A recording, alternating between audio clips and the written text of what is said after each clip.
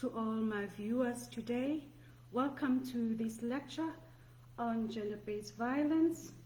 It is an honor to conduct this lecture to you today, and I'm very much appreciative of your time as I share my knowledge and experience in gender-based violence. I'm especially appreciative that today's audience are people who can be change agents of South Africa, people who have vested interest in making South Africa a great country where women and children feel safe and secured. I would like to begin my lecture today by defining gender-based violence, because through my research, conducting research, I have come to understand that too often there's a misunderstanding when it comes to the definition of gender-based violence. Defining gender-based violence, first of all, we need to understand that this is a global social ill, meaning that it happens all over the world, and in South Africa as well, particularly. It is the use of violence with an intention of causing physical as well as emotional pain or injury to another person because of their gender. This is influenced or exerted by a person who feels that they have more power over seemingly the powerless. Within this framework of gender-based violence, here then comes domestic violence, then comes intimate partner violence, then comes femicide. As I go through my lecture today, I will define, first of all, also the term domestic violence, where it is a use of violence that is carried on with an intention of causing physical pain and injury to another person. This is usually between two people who are either married, unmarried, people who are cohabiting, who are not cohabiting, but who consider themselves as a couple. And then there is also violence that is caused by siblings on each other, or to parents, or an extended family member. So these are the same people who there is a special emotional bond attached to them. The forms of violence that could occur include slapping, tearing hair, pushing and pulling, kicking, hitting a person with an object, attempting to strangle a person, threatening and using verbal abuse, sarcastic remarks in the presence of other people, such as friends of the other partner, family members, with an intention of embarrassing them, and its frequent complaints against the partner to their parents, to friends, to neighbors, with an intention again to embarrass them. And other forms of violence include sexual, which is forced sexual intercourse or other forms of sexual coercion, with control motives of the violent member, motives which are identified operationally by patterns of controlling behavior that indicate an attempt to exercise control over the partner. So it is framed around the physical, the sexual, the psychological harm by the current or the former partner, and with an establishment of power and control over the next person with whom they've had intimate relations, or is seen to have shared a household. And this is, again, through the intention of causing fear and intimidation, which includes the use of threat as well as violence. So this social phenomena is very complex and it's multidimensional, which then it requires other stakeholders involved in order to unpack and come up with tangible solutions to eradicate the social ill of domestic violence.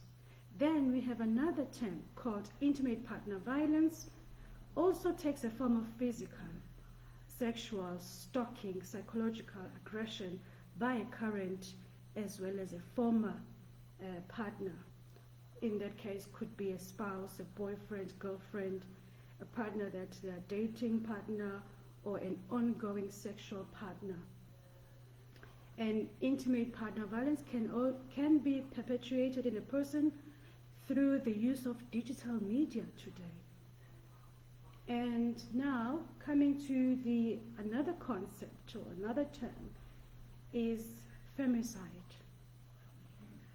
We've been hearing on the news, reading about it, seeing it happening, and scholars, researchers, authors are looking at femicide as an intentional and senseless, brutal killing of women and children simply because of their gender and sexual orientation. Femicides are usually perpetrated by intimate partners, namely the spouse or boyfriend, family members, which include fathers, which include uncles, brothers, cousins. So it is usually familiar males, on other occasions, who are the perpetrators, and the perpetrators can be women as well, who are either lesbian partners or kin. Now that I have presented these terms to you, one of the most important points that I would like to address is gender-based violence in our communities. Gender-based violence in our community can be expressed in any community where there is a group of people with diverse characteristics who are linked by social ties, who share common perspectives, who engage in joint action in geographical locations or setting. They may have dissimilar ways of life, or they can have common beliefs or dissimilar beliefs, but this is what ties these people is the common, and then there's interaction with a small or large number of people with distance or centers of power, but then there are familiarities, there are norms that are shared, norms and values that are shared, rules that are that have to abide by, and then there is emotional bonds with these people. So it is a people who are diverse in characteristics, however, they have to follow certain norms and values that combine them in that particular community. I'm often asked this question of how did I become aware that gender-based violence exists in South Africa as well as in the world.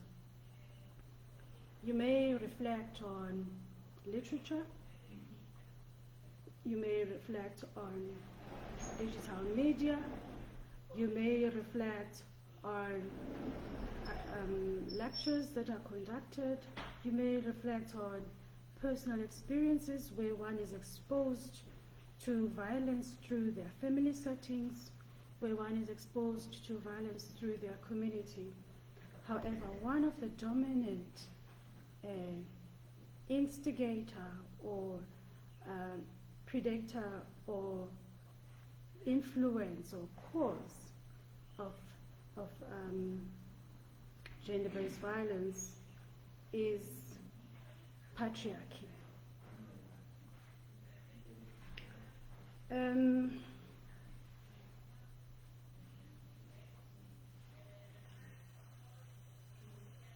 Patriarchy is a dominant system that ensures that women are subjected and exploited.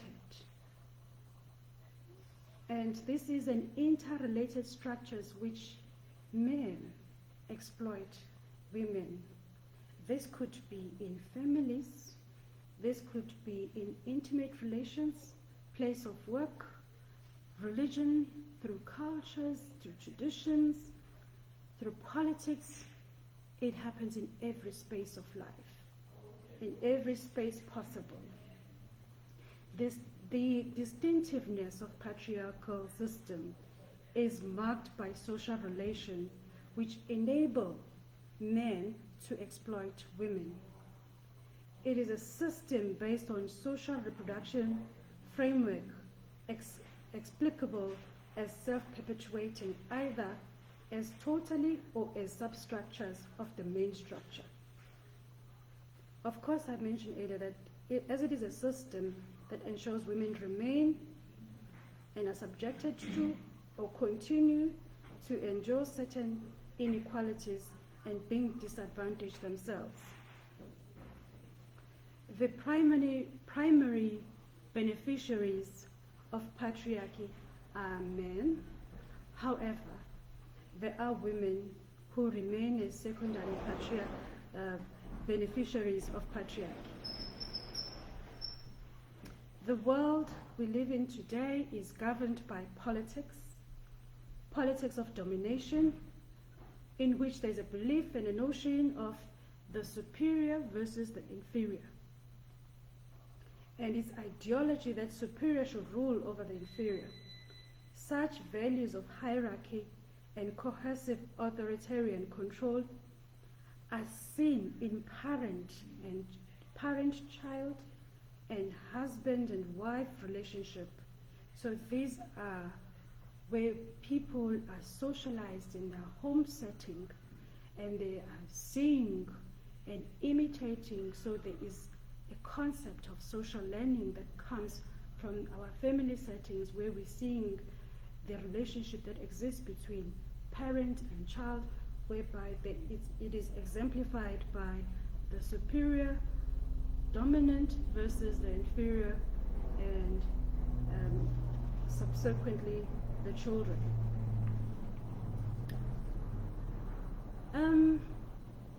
My audience today, I come to you as a person who's always had an interest in issues of gender, in issues of violence, simply because, first of all, I'm a woman, I'm a mother, I'm a wife, I'm a sister, and I'm a daughter.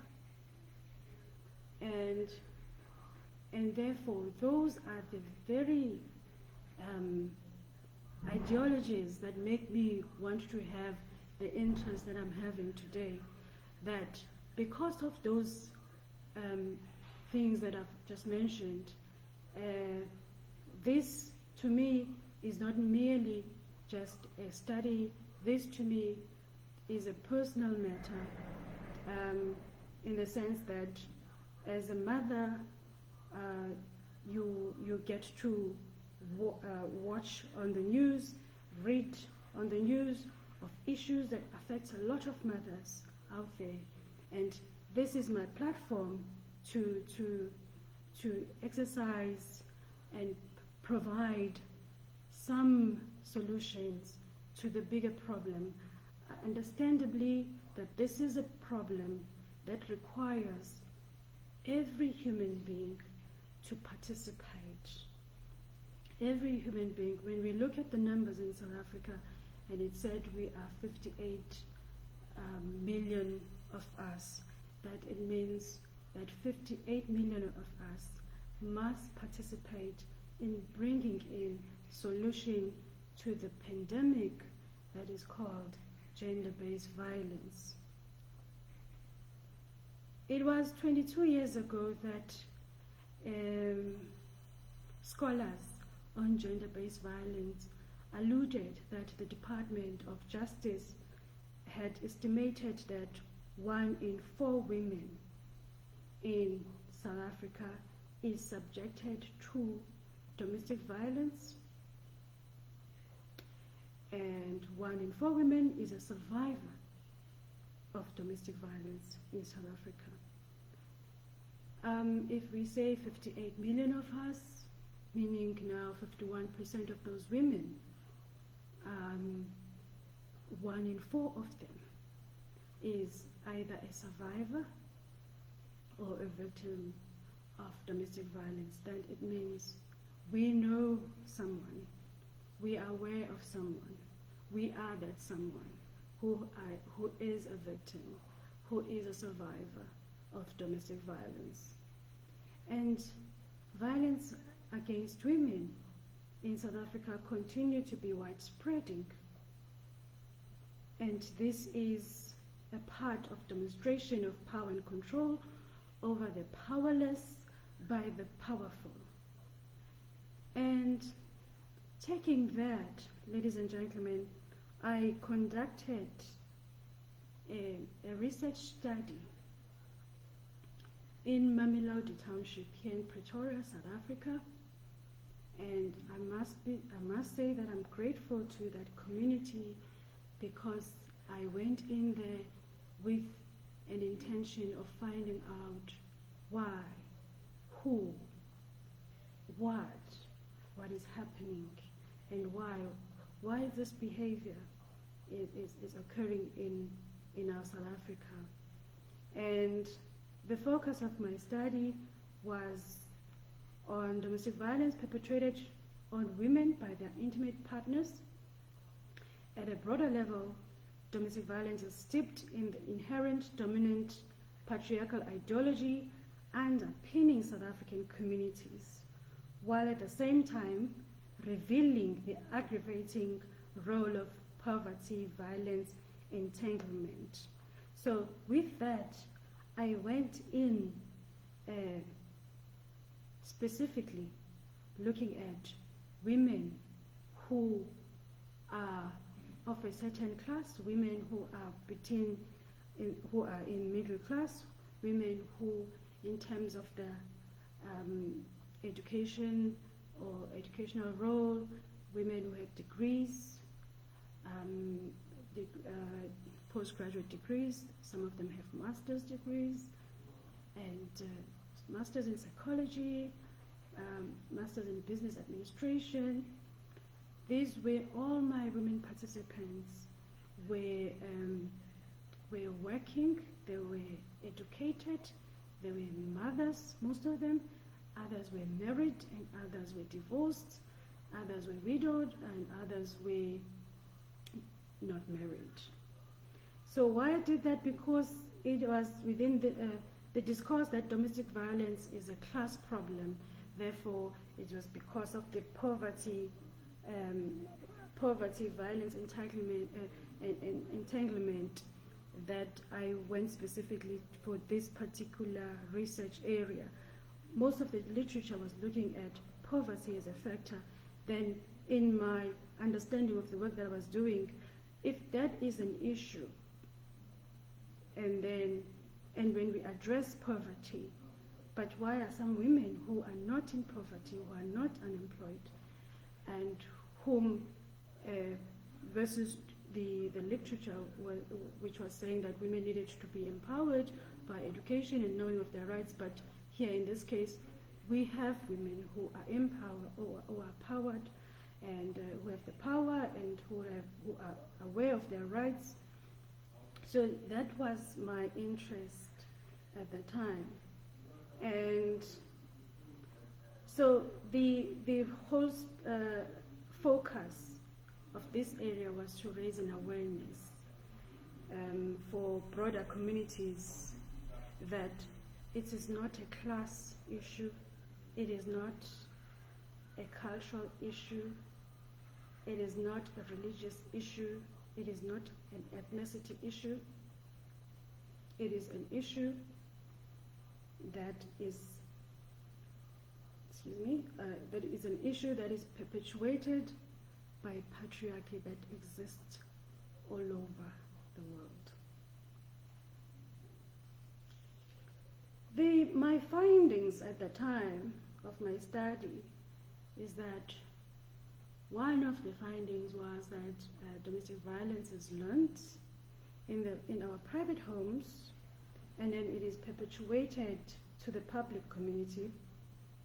It was discovered that early exposure to domestic violence in one's family influences the decision to either stay or leave the domestic violent relationship.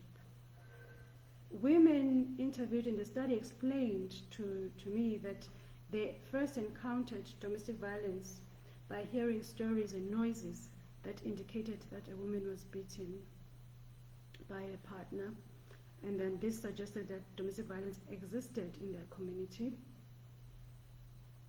and everybody is aware of it. However, my participants felt that it was still regarded as a private matter, although the public in most cases do not voice their disapproval of it. And today in 2020, we are seeing different communities publicly voicing their disapproval of domestic violence. And this should be supported. Domestic violence is learned in the public as well, and then is perpetuated into the private homes. And part of the blame for domestic violence is the culture of violence that South Africa seems to inherited from apartheid, whereby if it was an accepted way to resolve disputes, and even today we are seeing it's happening. Women in my study understood power and control. They understood their rights, but because of the emotional ties that surrounds domestic violence, it also influenced what decision they made at that time, either to stay or to leave the relationship. And another finding that came from that study was that as much as women understood the power and control, but they regarded emotional violence as a safer experience than physical violence.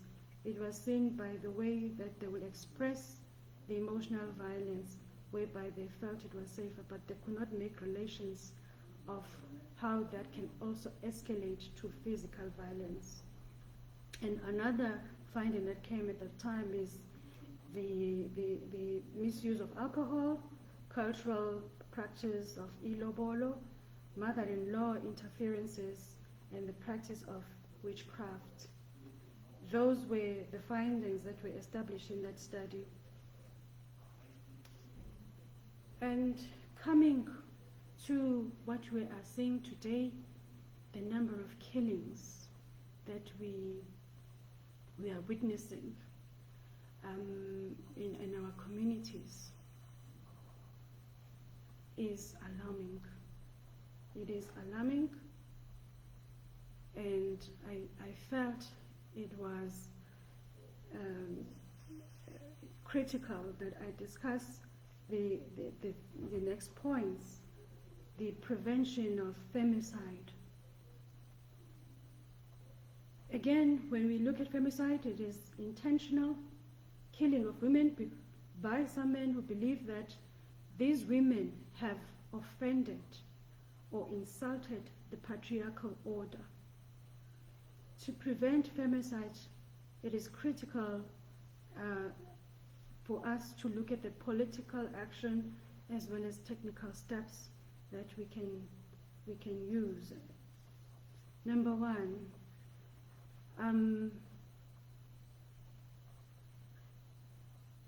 we need to look at the promotion of the national Department of Police, their involvement in maintaining databases related to femicide.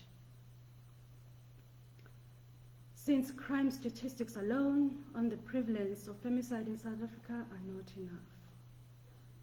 Number two, we need to look at the promotion of the National Department of Justice and Correctional Service involvement in maintaining databases of the sentenced as well as paroled perpetrators to be accessible to the public. We live in the days of migration. One day you have this neighbor and they move out, you get a new neighbor. We need to, as a public, have this database accessible to us to understand and know whom we have as our neighbors, whom we have as our neighbors in our rural areas, in our villages, whom we have as our neighbors in our townships. And so that it's best that we are aware and we can make necessary preventions. Number three, we need to look at promotion of National Department of Health to report injuries of domestic violence and maintain databases of injuries which are a result of domestic violence. This is to determine whether the victims or perpetrators were already captured in these departments' databases and see if there were attempts made to save the victims. It is necessary to collect and compare this data to identify where political institutions and society were successfully in preventing femicide. And the last point that I want to look at is the promotion of eradicating harmful, toxic traditions, cultures that ensure women continue to be exploited and violently attacked. This requires every person, irrespective of ethnicity, race, religion, culture, to participate, irrespective of age, to participate in eradicating harmful, toxic traditions and cultures that are perpetuating violence to women and children. The technical steps that you can take out of this lecture. Let me begin at home. As a parent, and I'm speaking to parents out there, future parents, those who are planning to have children, to teach our children different norms and values than the one that we were taught, or continue if the ones that we were taught show gender equality. Let us teach our daughters and sons that they are loved and that they're enough, and we are proud of them. Showing affection from our male children is a sign of strength and not as a sign of weakness.